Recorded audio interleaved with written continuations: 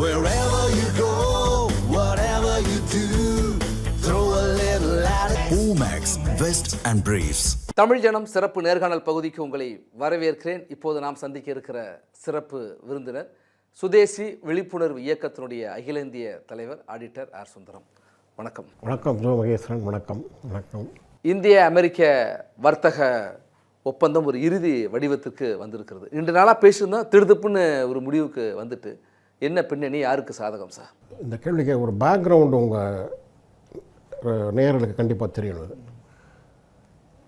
இந்தியாவுக்கும் அமெரிக்காவுக்கும் 1990லேருந்தே ஒரு நல்ல சுமூகமான உறவு இருந்தது. ஒரு எக்ஸ்ட்ரா டில்ட் டுவர்ட்ஸ் அமெரிக்கான்னு கூட நான் என்னுடைய நண்பர்கள்ட்ட சொல்லிகிட்டே இருக்கேன். அது இன்றைக்கி அமெரிக்கா உலகத்திலே லார்ஜஸ்ட் டெட்டார் நேஷன். அமெரிக்கனுடைய கடன் பார்த்திங்கன்னா $38.5 trillion, அமெரிக்கன் எக்கானமி $32.5 trillion. இந்த கேள்வி கொஞ்சம் பதில் அதிகமாக சொன்னாங்க, கொஞ்சம் பொறுமையான.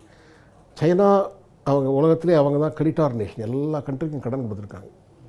அமெரிக்க பொருளாதாரம் என்ன மாறுது அப்படின்னா, அவங்க இந்த டாலரை ஒரு சேலஞ்சை ஃபேஸ் பண்ணுது. டாலர் ஆஸ் ரிசர்வ் கரன்சி இன்றைக்கி சைனா சேலஞ்ச் பண்ணுறாங்க. இந்தியாவிலேருந்து கூட ஒரு சேலஞ்சு போகுது. ஒரு ரிசர்வ் கரன்சியை விட்டுட்டு வேறு ரிசர்வ் கரன்சி ஒரே நாளில் மாறாது. இன்றைக்கி பவுண்டு ரிசர்வ் கரன்சியாக இருந்தது, மறுநாள்லேருந்து டாலர் அப்படின்னு வராது. இப்போ டாலர் 1970 ரிசர்வ் கரன்சியாக வர்றதுக்கு முன்னாடி 1945லேருந்தே பவுண்டு ஸ்லோவாக ஒரு காலத்தில் டாலருக்கு பவுண்டுக்கு பதிலாக டாலர் ரிசர்வ் கரன்சியாக வருது. இன்றைக்கி டாலர் தன்னுடைய சுப்ரீமசியை இழக்கக்கூடிய அந்த துவக்கம் நடந்து போயிடுச்சு. இதெல்லாம் அமெரிக்கன் பீப்புளுக்கு தெரியும். அதனால் அவங்க என்ன பண்ணுறாங்க, அமெரிக்கா கன்சம்ஷன் எக்கானமியாக இருக்கக்கூடாது, ஒரு உற்பத்தியான எக்கானமியாக மாறணும், ஒரு ப்ரொடக்டிவ் எக்கானமியாக மாறணுங்கிறனால American economy is undergoing transformation.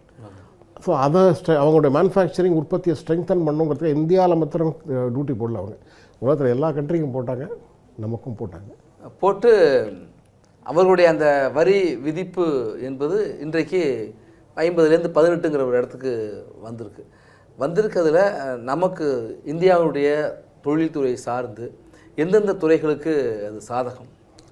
America நமக்கும் முதல்ல ஒரு 25% டியூட்டி போட்டார். அதுவே நமக்கு ஒரு பெரிய ஷாக்காக இருந்தது.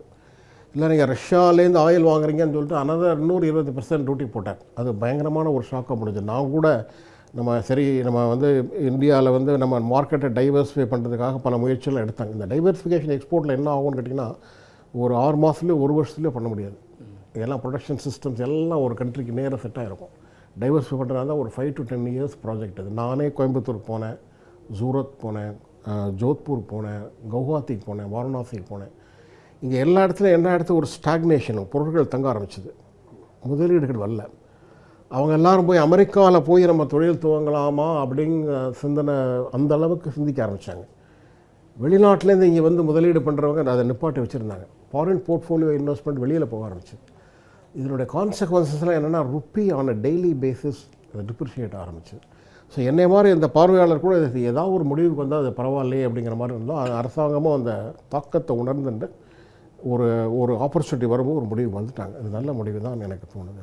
ஆனால் இப்போ அந்த 18% மிக அதிகம் அப்படின்னு சொல்கிறாங்க. எதை ஒப்பிட்டு சொல்கிறாங்க அப்படின்னாக்கா, வாஜ்பாய் பிரதமராக இந்த காலத்தில் 3.31%. அதுக்கு பிறகு மன்மோகன் சிங்கினுடைய ஆட்சி காலத்தில் அது 2.93% என்று இருந்துச்சு. இது அந்த ஒப்பிட்டு பார்க்குறப்ப இந்த 18ங்கிறது மிக அதிகம் தானே, இந்தியாவுக்கு இழப்பு தானே, இந்தியா சரணடைஞ்சிட்டு அப்படிங்கிற மாதிரிலாம் விமர்சனம் பண்ணுறாங்க. 15 வருஷத்துக்கு முன்னாடி உள்ள ஒரு ஸ்டோரி அது. நான் ஆரம்பத்திலே சொன்னேன், அமெரிக்கனுடைய எக்கனாமிக் மாடலே மாறுது அப்படின்னு. இந்தியாவுக்கு மாத்திரம் அவங்க டியூட்டி போட்டிருந்தாங்க அப்படின்னா நீங்கள் சொல்லலாம். அந்த கம்பேரிசன்லாம் 19% பங்களாதேஷுக்கு போட்டிருக்கான், 37% சில ஏஷியன் கண்ட்ரிஸ்க்கு போட்டிருக்காங்க. இந்தியாவுக்கு தான் குறைச்சி போட்டிருக்காங்க என்னை பொறுத்தவரை. அதனால் இது அவங்க அமெரிக்கன் எக்கானமி மாறும்போது அவங்க எல்லாருக்குமே ஆல் கம்பீட்டிங் நேஷன்ஸுக்கு அவங்க டியூட்டி போடுறாங்க. நம்ம மாத்திரம் தனிப்பட்ட முறையில் போடலாம். அதனால் அந்த 2.5% கம்பேரிசன் இன்றைக்கி அந்த 18% கம்பேரிசனும் ரெலவெண்ட் இல்லை. எனக்கு ஒரு சேஞ்ச் சிச்சுவேஷன். அவங்க அமெரிக்கன் திங்கிங் ப்ராசஸ் மாறி போச்சு. நம்மளை மாத்திரம் அவங்க ஐடென்டிஃபை எல்லாருக்கும் போட்டிருக்காங்க, நமக்கும் போட்டிருக்காங்க. இப்போ ஒப்பீட்டளவில் பார்த்தாலும் அந்த காலகட்டத்துக்கு நிகராக தான் இப்போ இருக்குது. நிகராக தான் இருக்குது. கொஞ்சம் கம்மியாக இருக்குன்னு கூட சொல்லுவேன் நான், ரொம்ப டீட்டெயில்டாக படிச்சிங்கன்னா. இப்போது மிக முக்கியமாக இன்னொரு விஷயத்தை சொல்கிறாங்க சார். இந்த ஒப்பந்தத்தின் மூலமாக அமெரிக்காவிலிருந்து சோயா உள்ளிட்ட இறக்குமதிக்கு ரொம்ப வணிக சந்தையை நம்ம திறந்து விடுறதுங்கிறது இந்திய விவசாயிகளை பெருமளவில் பாதிக்கும். நீங்கள் நம்ம இந்த கவர்மெண்ட்டோட ட்ராக் ரெக்கார்டை பார்த்துட்டே வாங்க. ஆர்செப் அப்படின்னு ஒரு agreement, regional comprehensive economic partnership agreement, Modi போய் எங்கள் விவசாயிகளையும் டைரியும் பாதிக்கப்படும் அப்படிங்கிறனால அந்த லாஸ்ட் மினிட்டில் India is walking out of that agreement சொல்லிட்டு அனௌன்ஸ் பண்ணார். இந்தியாவும் அமெரிக்கா வந்து ஆஸ்திரேலியாவும் ஒப்பந்தம் போட்டுட்டாங்க, இந்தியாவும் நியூசிலாண்டும் ஒப்பந்தம் போட்டுட்டாங்க, இந்தியாவும் யூரோப்பியன் கண்ட்ரீஸும் ஒப்பந்தம் போட்டுட்டாங்க, இந்தியாவும் யூகேயும் பெற்றிருந்தாங்க. இந்த 5 ஒப்பந்தத்துலேயுமே டெய்ரியும் அக்ரிகல்ச்சரும் வெளியில் இருக்குது, அது சேர்க்கல. இதில் இன்னும் கவர்மெண்ட் என்ன சொல்கிறாங்க, நாங்கள் வந்து we will continue to protect the interest of our farmers அப்படின்னு சொல்கிறாங்க. பல்சஸ் இந்த அக்ரிமெண்ட் இல்லை, சீரியல் இந்த அக்ரிமெண்ட் இல்லை, சுகர் இந்த அக்ரிமெண்ட்டில் இல்லை, மில்க் இந்த அக்ரிமெண்ட்டில் இல்லை. ஆனால் இப்போ அக்ரிகல்ச்சர் விவசாயிகள், இந்தியன் விவசாயிகளை பாதுகாக்கிறதுக்கு அனைத்து முயற்சிகளையும் இந்த கவர்மெண்ட் எடுக்கும் அப்படிங்கிற ஒரு அஷூரன்ஸ் அவங்க கொடுத்துருக்காங்க. இது வந்து ஒரு ஃப்ரேம் ஒர்க் அக்ரிமெண்ட் தான். என்னுடைய கான்டூர்ஸ் டீட்டெயில்ஸ் வந்து மார்ச் மாதம் அதை நம்ம பார்லிமெண்ட் டிஸ்கஸ் ஆகும்போது தெரியுது. என்னுடைய நம்பிக்கை வந்து இந்தியன் ஃபார்மர்ஸுக்கு எகென்ஸ்டாக அந்த கவர்மெண்ட் ஆக்ட் பண்ணியிருக்க மாட்டாங்க. அப்படி ஏதாவது ஆக்ட் பண்ணியிருந்தால் கூட அதுக்கு முதல்ல எதிர்த்து குரல் கொடுக்கறது ஜாகர் மிச்சா தான் இருக்கும். இப்போ இதெல்லாம் தவிர்த்து தான் இந்த 500 பில்லியன் அக்ரிமெண்ட் இருக்குது அப்படிங்கிறீங்களா? 500 பில்லியன் இதெல்லாம் தவிர்த்து தான் இருக்குது. நீங்கள் 500 பில்லியனில் கூட நீங்கள் உங்கள் ரசிகர்களுக்கு, உங்கள் நேயர்களுக்கு என்ன சொல்லணும்னா, இன்றைக்கே நம்ம ஒரு 50-60 பில்லியன் டாலர் நம்ம இறக்குமதி பண்ணுறோம். அந்த அக்ரிமெண்ட்டை படிச்சிங்கன்னா India intends to buy $500 billion of goods from America அப்படின்னு சொல்கிறேன். இன்டென்ஷன் அது. அந்த இன்டென்ஷன் நடக்கலாம், இல்லை நடக்காமையோட போயிடலாம். இன்டென்ஷன் தான். நான் ஒரு நல்ல விஷயம் சொல்கிறேன், நடந்தால் நல்லது. It's not a legally binding application. ரெண்டாவது, நம்ம இன்றைக்கி நம்மளுடைய எக்ஸ்போர்ட் வந்து கிட்டத்தட்ட ஒரு $750 பில்லியன் இருக்குது. அதை 2032 நம்ம $2 ட்ரில்லியன் உயர்த்தணும் அப்படின்னு நினைக்கிறோம். ஸோ ஒரு எக்கானமி எக்ஸ்பேண்ட் ஆகும்போது இறக்குமதி கூடிகிட்டே தான் இருக்கும். அமெரிக்கா பார்த்தீங்கன்னா லார்ஜஸ்ட் ட்ரேடிங் நேஷன் அது. இன்றைக்கி கூட அமெரிக்கனுடைய கன்சியூமர் பேஸ் என்ன அப்படின்னு பார்த்தீங்கன்னா $22 ட்ரில்லியன். நீங்கள் பாக்கி அக்ரிமெண்ட் எல்லாத்தையும் கூட்டிகிட்டு அமெரிக்கா ஒரு பக்கம், பாக்கி எல்லா அக்ரிமெண்ட்டையும் கூட்டிகிட்டு ஒரு பக்கம் வச்சா கூட அமெரிக்காவோட அந்த எக்கானமியில் 50% கூட வர முடியாது. நான் என்ன தான் இருந்தால் கூட America as a trading partner நான் எப்படி ரீட்டைன் பண்ணணும் தான் நான் பார்க்குறேன் ஒழிய அந்த அவ்வளோ பெரிய லார்ஜஸ்ட் கன்சியூமர் பேஸை நான் வந்து இக்னோர் பண்ண முடியாது. அதனால் அமெரிக்காவோட சைஸு நம்ம எந்த அளவில் வளரும்னு நினைக்கிறோமோ ரெண்டையும் கம்பேர் பண்ணி பார்க்கும்போது இந்த $500 பில்லியன் ஒரு பெரிய ஃபிகர் இல்லை. நீங்கள் இன்னொரு விஷயத்தை நோட் பண்ணோம், சைனா ஒரு $2 ட்ரில்லியன் பொருள் அதை ஏற்றுமதி பண்ணால் கூட இந்த 3 வருஷத்தில் சைனா வந்து $3.7 ட்ரில்லியன் ஆஃப் சாமானை இறக்குமதி பண்ணியிருக்காங்க. ஸோ ஒரு எக்ஸ்பேண்டிங் எக்கானமிக்கு வந்து இறக்குமதிங்கிறது இன்னோவேட்டபிள். அதில் இந்த $500 பில்லியன்கிறது ஒரு பெரிய ஃபிகர் இல்லை. அதே நேரத்தில் இன்னொரு 5 இயர்ஸ் ஒரே நாள் இல்லை. இன்னொரு முக்கியமான ஒரு கேள்வியும் இருக்குது. இந்தியாவை பொறுத்தவரைக்கும் வேளாண்மை மிக முக்கியத்துவம் வாய்ந்தது. இப்போ வேளாண்மையில் அவர்களுடைய இந்த டிடிஜி சொல்கிறோம்ல, உலர்ந்த வடிகட்டிய டிஸ்டிலரி கிரைன்ஸ் அப்படிங்கிற அந்த உலர்ந்த வடிகட்டிய தானியங்களுடைய இறக்குமதிக்கு கொடுத்துருக்கிற வாய்ப்பு, அதே போல் மரபணு மாற்றப்பட்ட விதைகள், பயிர்கள், ஜெனட்டிக்கலி மாடிஃபைடு, இப்போ இதில் வந்து இந்தியாவுடைய நிலைப்பாடு என்ன, உத்தரவாதம் என்ன? என்னுடைய கவர்மெண்ட்டோட ஒரு நிலைப்பாடு, ஜிஎம் பொறுத்தளவில் India will always say no to GM. இதுதான் கவர்மெண்ட்டோட நிலைப்பாடு. எங்களுடைய நிலைப்பாடு அதான். அனிமல் ஃபீட்ஸை வந்து இறக்குமதி பண்ணுறதுக்கு ஒரு மினிமம் டன் இறக்குமதி பண்ணுறதுக்கு அனுமதி கொடுத்துருக்காங்க. அது இஸ் ஏரியா ஆஃப் கன்சர்ன். அது என்ன ஃபுல் டீட்டெயில் வரட்டும், ஸ்டடி பண்ணுவோம். ஒரு என்ன கவர்மெண்ட் நாங்கள் இன்ட்ராக்ஷன் போது என்ன சார் கிட்டத்தட்ட ஒரு $1000 பில்லியன் நாங்கள் ஒரு டீல் போடும்போது ஒரு $4-5 பில்லியன் எங்கேயாவது விட்டு கொடுத்துருப்போம். இதை வந்து நம்ம அந்த வாங்கி யூஸ் பண்ணுங்கிற அவசியம் கூட இல்லை, வாங்கிட்டு நான் வேஸ்ட் பேஸ்கெட்டில் கூட போடுவேன். அதனால் இதை வந்து அந்த அந்த கிளாஸ் இறக்குமதி உண்மையாக இருந்தால் அதை எப்படி நம்மளுடைய நாட்டு விவசாயிகளை பாதுகாக்கிறதுங்கிறதுக்கு இந்த அரசாங்கத்துக்கு தெரியும் sir. We will take care of that அப்படின்னு முழு டீட்டெயில் வரல. வந்தால் கூட அரசாங்கம் இந்த பழைய ட்ராக் ரெக்கார்டெலாம் வச்சு பார்க்கும்போது ரெட் டவுன் பண்ணியிருப்பாங்கன்னு எனக்கு தோணல. பண்ணியிருந்தால் கூட அது ரெக்டிஃபிகேஷன் ஸ்டெப் எடுக்கிறதுக்கான பாசிபிலிட்டிஸ் இருக்குது. ஏன்னா விவசாயிகள் அச்சமாகவும் சந்தேகமாகவும் பிறகு எனக்கு அமெரிக்காவில் வந்து 1.6% ஆஃப் த பீப்புள் தான் அக்ரிகல்ச்சரில் இன்வால்வ் ஆயிருக்காங்க. இங்கே 40% அக்ரிகல்ச்சர் இன்வால்வ் ஆயிருக்காங்க. நம்ம கண்ட்ரி வந்து விவசாயிகளையும் நம்ம கண்ட்ரியோட பொருள் அவங்க தான் பேக் போன். அவங்களுக்கு எதிர்த்து எந்த அக்ரிமெண்ட்டும் வருவதற்கு சுதீர் ஜாகன் வந்து கண்டிப்பாக அனுமதிக்காது சார். இல்லை, இந்த சோயா இறக்குமதியாக இருக்கட்டும், அதே போல் சோள தீவன இறக்குமதி, இதெல்லாம் வந்து கொஞ்சமாக நம்ம கொடுத்துட்டா கூட எதிர்காலத்தில் விதைகளுக்கோ உற்பத்திக்கோ முழுக்க அமெரிக்காவை சார்ந்து போயிருக்கிற ஒரு அச்சம் இருக்குது, ஆபத்து இல்லை. அந்த மாதிரி அச்சம் இப்போதைக்கு வேண்டியதில்லை. கவர்மெண்ட் அஷூரன்ஸ் கொடுக்குறாங்க. அவங்க ஜிஎம்க்கு நோன்னு சொல்லியிருக்கேன்னு சொல்கிறாங்க. இன்னும் ஃபுல் டீட்டெயில்ஸ் நம்மள்கிட்ட இல்லை. கண்டிப்பாக இதுக்கு ஏதாவது ரெக்டிஃபிகேஷன் தேவையாக இருந்தால் நம்ம கண்டிப்பாக இதை பண்ணிவிடுவோம் சார். சார் நம்ம சர்வதேச அளவில் பார்க்குறப்ப சார் ரஷ்யா வந்து நம்மளுக்கு மிக நீண்ட கால நட்பு நாடு. அப்போ அந்த நட்பு நாட்டேருந்து கச்சா எண்ணெய் வாங்குறத இந்தியா வந்து கைவிடுறதா சொல்லியிருக்கதா அமெரிக்கா சொல்லுது. நாம் இன்னும் அதை தெளிவான ஒரு அறிவிப்பையோ தீர்க்கமாக ஏற்கவும் இல்லை மறுக்கவும் இல்லை. அப்படிங்கிறப்ப ஒரு குழப்பமான நிலை இந்த இடத்துல இருக்குது. அமெரிக்காவுடைய நிர்பந்தத்துக்கு நீண்ட கால நட்பை இந்தியா கைவிடுகிறதா என்கிற கேள்வி இந்த இடத்துல கண்டிப்பாக இந்த ஃபாரின் பாலிசியில் அமெரிக்கா நம்ம நீண்ட கால நட்பரை யூஎஸ்எஸ்ஆரை வந்து இந்தியா வந்து சாக்ரிஃபைஸ் பண்ண மாட்டாங்க. இதே நீங்கள் இந்த ட்ரம்ப்பை வந்து நான் அந்த ட்ரம்ப்பு ஜெயிச்சு வந்ததுக்கப்புறம் இந்தியாவுக்கு நல்ல காலம் நடக்கும் நம்பினதில் நான் ஒரு ஆள். பெரிய வந்து பங்களாதேஷில் வந்து இந்துக்களுக்கு எகெயின்ஸ்ட் கொடுமையை தடுத்து நிறுத்துவார், இந்தியாவோட நல்ல ஒரு சுமூகமான உறவு இருக்கும், இதெல்லாம் நினச்சி ரொம்ப மகிழ்ச்சி அடைஞ்சேன். ஆனால் எனக்கு கம்ப்ளீட்டாக நேராக மாறி இருக்குது. மோதியோட பொலிட்டிக்கல் கேரியரை என்னால் டெஸ்ட்ராய் பண்ண முடியும்னு சொல்கிறாரு. நான் தான் பாகிஸ்தானுக்கும் இந்தியாவுக்கும் சீஸ்ஃபயர் கொண்டு வந்தேன்னு சொல்கிறாரு. அமெரிக்காலேருந்து அவங்க ரஷ்யாவிலேருந்து ராயல் வாங்கக்கூடாதுன்னு நான் சொல்லிவிட்டேன், அவங்க வாங்க மாட்டாங்க அப்படின்னு சொல்கிறார். இதுக்கெல்லாம் பிரைம் மினிஸ்டர் எந்த விதமான பதிலுமே சொல்லலை. ஸோ நம்ம நான் முதல்ல சொன்ன மாதிரி நம்மளுடைய நேஷ்னல் இன்ட்ரெஸ்ட்டை ப்ரொடெக்ட் பண்ண வேண்டிய ஒரு ரெஸ்பான்சிபிலிட்டி நமக்கு இருக்குது. அமெரிக்கா ஒரு எராட்டிக் பிஹேவிங். இந்த நேரத்தில் கொஞ்சம் நேரத்தில் ஒரு புலி பதுங்கிறதுக்கு பாயறதுக்கு முன்னாடி பதுங்கும் அப்படிம்பாங்க. அதனால் எல்லாத்துக்கும் தயார் பண்ணிட்டு இருப்பாங்க அப்படின்னு நினைக்கிறேன். இதை வந்து சரண்டர் அப்படின்னு ஒரு இன்டர்நேஷ்னல் ரிலேஷன்ஷிப்பில் ஒரு அமெரிக்கா மாதிரி ஒரு கண்ட்ரியோடு நம்ம டீல் பண்ணும்போது அவர் சரண்டர் ஆகிட்டார் அப்படிங்கிற மாதிரி அந்த மாதிரி கற்பனை அந்த மாதிரி வார்த்தைகள்லாம் பிரயோகம் பண்ணக்கூடாது. இந்த குளோபல் ரீஅலைன்மெண்ட் அப்படின்னு சொல்லுவோம்.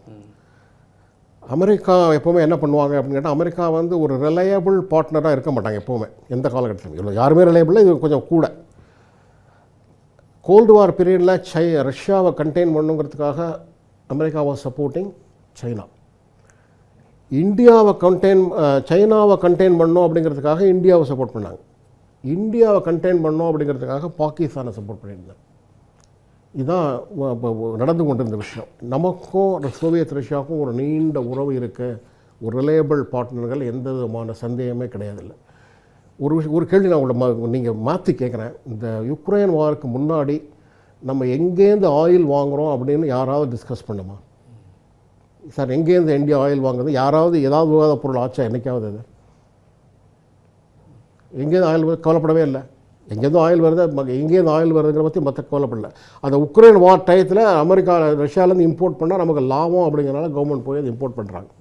2008 வந்து இந்தியாவுக்கும் அமெரிக்காவுக்கும் இண்டோ யூஎஸ் நியூக்ளியர் டிடின்னு நடந்தது. பிஜேபிலாம் கூட அப்போஸ் பண்ணாங்க. அது அன்றைக்கி வந்து நம்ம ஈரான்லேருந்தும் வெனிசுவேலாலேருந்து ஆயில் வாங்கிட்டு இருந்தோம். அப்போ அமெரிக்கா ஒரு கண்டிஷன் போட்டாங்க, இந்த மாதிரி இல்லை நீங்கள் அவங்கள்ட்டேருந்து ஆயில் வாங்குறத குறைக்கணும் அப்படின்னாங்க. இந்த அக்ரிமெண்ட் வந்ததுக்கப்புறம் அவங்களுக்கு தெரியக்கூடாது, பேக் சேனலில் போய் அவங்களுக்கு இந்த மாதிரி நாங்கள் ஒரு அக்ரிமெண்ட் அமெரிக்காவில் ஒரு தவிர்க்க முடியாத காலத்தில் நாங்கள் போட வேண்டியிருக்கோம், உங்கள்கிட்ட கொஞ்சம் ஆயில் வாங்குறதை நாங்கள் கம்மி பண்ண வேண்டியிருக்கோம், நீங்கள் தப்பாக எடுத்துக்கூடாது, இந்த பேக் சேனலில் அவங்கள்ட்ட போய் சொல்லிட்டாங்க. அதே மாதிரி இன்றைக்கும் எனக்கு தெரிஞ்சு கவர்மெண்ட் வந்து ரஷ்யாவில் போய் சொல்லியிருப்பாங்க, நம்மளோட ஸ்ட்ராட்டஜிக் எக்கானமியை வந்து அவங்க விட்டு கொடுத்துருக்க மாட்டாங்க அப்படின்னு நினைக்கிறேன் நான். இல்லை அவங்க இந்தியாவிற்கு முழு சுதந்திரம் இருக்குது, யாரோடு எங்கே என்ன வாங்க. மினிஸ்ட்ரி ஆஃப் எக்ஸ்டர்னல் அஃபேர்ஸ் ஸ்டேட்மெண்ட்டை படிச்சிங்க அப்படின்னா, we have not sacrificed our strategic interest and we can source from oil from any country as we desire அப்படின்னு இருக்கு. ஸோ அதை வந்து நான் ஃபேஸ் வேல்யூவில் எடுத்துக்கிறேன். வங்கதேசத்தோட அமெரிக்கா செய்திருக்கிற ஒப்பந்தம், அந்த ஒப்பந்தத்தில் குறிப்பாக ஜவுளித்துறை நம்மளுக்கு ஒரு பெரிய பாதிப்பை ஏற்படுத்தும், ஜவுளித்துறையில் இந்தியாவுக்கு மிகப்பெரிய ஒரு பாதிப்பை ஏற்படுத்தும் அப்படின்னு சொல்கிறாங்க. நமக்கு 18% டியூட்டி, வங்கதேசத்துக்கு 19% டியூட்டி. ஆனால் வங்கதேசத்தில் அமெரிக்கா என்ன ஒரு ப்ரிஃபரன்ஸ் கொடுத்துருக்காங்க அப்படின்னா, நீங்கள் எங்கள்கிட்டேருந்து காட்டன் இம்போர்ட் பண்ணி எங்களுக்கு திரும்பி ரீயூஸ் பண்ணிங்கன்னா நீங்கள் 0% இம்போர்ட் பண்ணிக்கலாம் அப்படின்னு ஒரு கிளாஸ் கொடுத்துருக்காங்க. அது கொடுத்துருக்காங்களா இல்லையான்னு தெரியாது. அந்த கிளாஸ் அதுதான் நம்மளுக்கு சிக்கலாகும் அப்படிங்கிறாங்க. நான் அந்த மாதிரி அதாவது நம்மளும் போய் நானும் 0% இன்ட்ரெஸ்ட்டில் இம்போர்ட் பண்ணுறேன் அப்படின்னா நம்மளுடைய டெக்ஸ்டைல் காட்டன் ஃபார்மர்ஸுடைய உற்பத்தி, அவங்களுடைய வாழ்வாதாரம் பாதிக்கப்படும். ஸோ அந்த மாதிரி அந்த அமெரிக்கா வந்து 0% காட்டன் உற்பத்தி பண்ணுறதுக்கு பங்களாதேஷுக்கு அனுமதி கொடுத்தா, அதை எப்படி நம்ம இந்தியன் டெக்ஸ்டைல் இண்டஸ்ட்ரிக்கு வேறு இன்சென்டிவ் கொடுத்தோ, இல்லாட்டி இன்ட்ரெஸ்ட் ரிடக்ஷன் கொடுத்தோ, இல்லாட்டி கேஷ் சப்போர்ட் கொடுத்தோ, அந்த டிஃபரன்ஸை எப்படி காம்பன்சேட் பண்ணணும்னு பார்க்கணும் ஒழிய, நம்மளும் போய் 0% நான் இறக்குமதி பண்ணுறேங்கிற ஸ்ட்ராட்டஜிக்கு போகக்கூடாது. This is an area of concern where textile industry இந்தியாவில் லார்ஜஸ்ட் எம்ப்ளாயர். பங்களாதேஷ் நம்ம கொடுக்குறது ரொம்ப பெரிய குவான்டிட்டியில் $2.7 பில்லியன் பிஸ்னஸ் பண்ணிகிட்டு இருக்கோம். இது ஒரு விஷயம். அது ரெண்டாவது, இந்த ஒப்பந்தத்தை பார்த்தீங்கன்னா அமெரிக்கன் எக்கானமி வந்து ஒரு $32 ட்ரில்லியன் யூரோப்பியன் யூனியன் எக்கானமி வந்து another $22 trillion. ஒரு $55 trillion ஆப்பர்ச்சுனிட்டி உலகம் முழுக்க ஓப்பன் ஆகுது. ஒரு $2.7 billion எங்கேயோ நம்ம அடி வாங்குகிறோம் அப்படின்னா அதை எப்படி நம்ம ஓவர் கம் பண்ணணும் அப்படின்னு பார்க்க முடியும். ஒரு ட்ரேட் அக்ரிமெண்ட்டில் 100% எல்லாமே எனக்கு ஃபேவரபுளாக வரும் அப்படின்னு பார்க்கப்படாது. ஆனால் என்னுடைய விவசாயிகளை நான் காப்பாற்றணும், என்னுடைய டெக்ஸ்டைல் இண்டஸ்ட்ரியை காப்பாற்றணும், அதுக்கு என்ன முயற்சி வேணுமோ அது அரசாங்கம் எடுக்கும். என்ன இப்போ நம்ம சுதேசி விழிப்புணர்வு இயக்கத்திலேருந்து தொடர்ந்து ஒரு விஷயத்தை நீங்கள் வலியுறுத்தியே சொல்லிட்டு வருவீங்க. தற்சார்பு பொருளாதாரம், உள்நாட்டு உற்பத்தியை மேம்படுத்துறது, அதிகப்படுத்துறதுலாம் சொல்லிட்டு இருக்கீங்க. ஆனால் இந்த சூழலில் இப்போ நம்ம தொடர்ந்து இந்தியா, அமெரிக்கா மட்டும் இல்லை, ஐரோப்பிய கூட்டமைப்பு, அதே போல் பிரிட்டன் அப்படின்ட்டு உலகளாவிய வர்த்தக ஒப்பந்தங்களை நம்ம விரிவுபடுத்திகிட்டே போயிட்டு இருக்கிறோம். இப்போது தற்சார்பு பொருளாதாரம், உள்நாட்டு உற்பத்தின்னு ஒரு பக்கம் பேசிட்டு, ஆனால் பன்னாட்டு நிறுவனங்கள் அல்லது வெளிநாடுகளோட ஒப்பந்தங்களை ரொம்ப அதிகப்படுத்திகிட்டே வர்றது ரெண்டுக்கும் ஒரு முரணா இல்லையா? இந்த நான் வந்து செல்ஃப் சஸ்டெயின்ட் எக்கானமி, ஒரு செல்ஃப் ரிலையண்ட் எக்கானமி அப்படிங்கிறது ஒரு 10-15 வருஷம் ஜேர்னி. அது ஒரு 15 வருஷத்தில் இந்தியா வந்து ஒரு தன்னிறைவான பொருளாதாரமாக மாறணும் அப்படிங்கிற முயற்சியில் நான் போயிட்டுருக்கேன். இதெல்லாம் இன்டரக்னம் அப்படின்னு சொல்லுவாங்க எக்கனாமிக்ஸ். இதெல்லாம் நடுவில் ஏற்படக்கூடிய சில விஷயங்கள். இதை நடுவில் ஏற்பட சில விஷயங்கள்னால எனக்கு லாபம் இருந்தால் அதை நான் ஏற்றுக்கொள்கிறேன். இந்த உலகம் எந்த டைரக்ஷனில் போகுது நான் உங்களுக்கு சொல்கிறேன். Trade as a percentage of global GDP அப்படின்னு எடுத்துட்டிங்கன்னா அது 2010 வெறும் 10%லேயே ஸ்டாக்னேட் ஆகிருக்கு. இது என்ன காரணம் அப்படின்னு கேட்டிங்கன்னா, எல்லா நாடுமே அவங்களுக்கு வேண்டிய சாமான்களை பெருமளவு அவங்களே தயார் பண்ணிக்க ஆரம்பிச்சிட்டாங்க. நானும் செல்ஃப் ரிலையன்ஸ் நோக்கி போனேன், உலகமும் செல்ஃப் ரிலையன்ஸை நோக்கி போகுது. இந்த ஜேர்னியில் இருக்கக்கூடிய இந்த ஒரு நடுவில் வரக்கூடிய காலகட்டத்தில் ஏதாவது இடைஞ்சல் வந்தால் அதை ரிமூவ் பண்ணணும், ஏதாவது நல்ல லாபம் வந்தால் அதை நான் அடையணும். அதனால் என்னுடைய இந்த லாங் ஜேர்னியில் these are all small interruptions which I will definitely overcome. Innovative. ஆனால் என்னுடைய அல்டிமேட் கோல் வந்து செல்ஃப் ரிலையன்ட் எக்கானமி. இன்னொரு இன்ட்ரெஸ்டிங் ஸ்டாட்டிஸ்டிக்ஸ் உங்களுக்கு சொல்கிறேன். டெவலப்பிங் கண்ட்ரிஸ்ன்னு சொல்லுவோம், சாதாரண வளர்ந்து வரக்கூடிய நாடுகள். இன்றைக்கி அவங்களுக்குள்ள ஒருத்தருக்கு பண்ணக்கூடிய வியாபாரத்தோடைய நம்பர் வந்து இன்றைக்கி $40 trillion. ஸோ முந்தி வந்து நம்ம இப்போ வளர்ந்த நாடுகளை மாத்திரம் சார்ந்திருந்த நிலவை மாறி வளர்ந்து வரும் நாடுகள் அவங்களுக்குள்ளேயே வியாபாரம் பண்ண ஆரம்பிச்சிட்டாங்க. இதெல்லாம் நல்ல ட்ரெண்டு. அப்படி வரும்போது ஒரு 3-4 வருஷம், ஒரு 15-20 வருஷத்துக்கு அப்புறம் இந்த dominance of the developed countries வந்து குறைஞ்சிரும். என்னுடைய செல்ஃப் ரிலையன்ஸ் கோலை வந்து நான் அச்சீவ் பண்ணுறதுக்கான சூழ்நிலை உருவாகும். ஸோ இந்த ஜேர்னியில் some side traction, let me travel with that. America ஒப்பந்தத்தை பொறுத்த வரைக்கும் இந்தியாவோட அணுகுமுறை ரொம்ப நிதானமாகவும் ரொம்ப ராஜதந்திரமாகவும் இருந்தது. அதற்கு கிடைத்த வெற்றி அப்படிங்கிற ஒரு பார்வை. ராகுல் காந்தி எதிர்க்கட்சி தலைவர், மக்களவை எதிர்க்கட்சி தலைவர் உள்ளிட்டோருடைய விமர்சனம், பார்வை என்பது வேறாக இருக்கிறது. நான் இந்தியாவை அடகு வச்சுட்டாங்க, சரணடைஞ்சிட்டாங்க, விவசாயிகளே பாதிக்கின்ற ஒரு ஒப்பந்தத்தை எப்படி இவங்க செய்கிறாங்க அப்படிங்கிற ஒரு கேள்வியை தொடர்ந்து எழுப்பிக்கிட்டே வராங்க. விவசாயிகளை வந்து ரொம்ப பாதிக்கலை, பாதித்தா கூட நம்மளால் அதை நிறுத்த முடியுங்கிறத சொல்லிட்டேன் உங்களுக்கு. நான் ஏற்கனவே இந்த கவர்மெண்ட்டோட ட்ராக் ரெக்கார்டு வந்து இது வரைக்கும் அவங்க எந்த அக்ரிமெண்ட்லேயுமே விவசாயத்தை விட்டு கொடுக்கல, இதுலேயும் விட்டு கொடுக்க மாட்டோம்னு சொல்லியிருக்காங்க. நம்புகிறேன். அதை தப்பு ஏதாவது நடந்திருந்தால் கூட என்ன ரெக்டிஃபிகேஷன் உண்டுமோ அந்த ரெக்டிஃபிகேஷன். இது பொலிட்டிக்கலாக ஒரு பொலிட்டிக்கல் பார்ட்டி வந்து இன்னொரு பொலிட்டிக்கல் பார்ட்டி அக்ரிமெண்ட் போடும்போது அதை அவங்க வந்து ப்ரைஸ் பண்ணி பேச முடியாது, ஏதாவது ஒரு நெகட்டிவாக சொல்லி தான் ஆகணும். அதை வந்து அவங்க சொல்லி கொண்டு இருக்கலாம். இந்த விஷயம் கவர்மெண்ட் நிதானமாக ஹேண்டில் பண்ணிட்டு இருக்குங்கிறது தான் என்னுடைய வியூ. சர்வதேச நாடுகளுடைய ஒப்பந்தங்கள் நம்ம தொடர்ந்து போட்டுட்ருக்கோம். நிறைய ஒப்பந்தங்கள் கையெழுத்தாகிட்டு இருக்கு. ஐரோப்பிய யூனியனுடைய வர்த்தக ஒப்பந்தம், தடையற்ற வர்த்தக ஒப்பந்தத்துக்கு பிறகு தான் அடுத்த சில நாட்களில் பார்த்தீங்கன்னா அமெரிக்காவினுடைய இதுக்கு ஒரு இறுதி வடிவம் வருது. அதற்கும் இதற்கும் தொடர்பு இருக்கா? கண்டிப்பாக தொடர்பு இருக்குது. நம்ம அமெரிக்காவோட நம்ம ஸ்ட்ரெச் பண்ணிகிட்டே இருக்கோம். நான் சொன்ன நிறைய பிரச்சனைகளை ஃபேஸ் பண்ணிட்டே இருக்கோம்.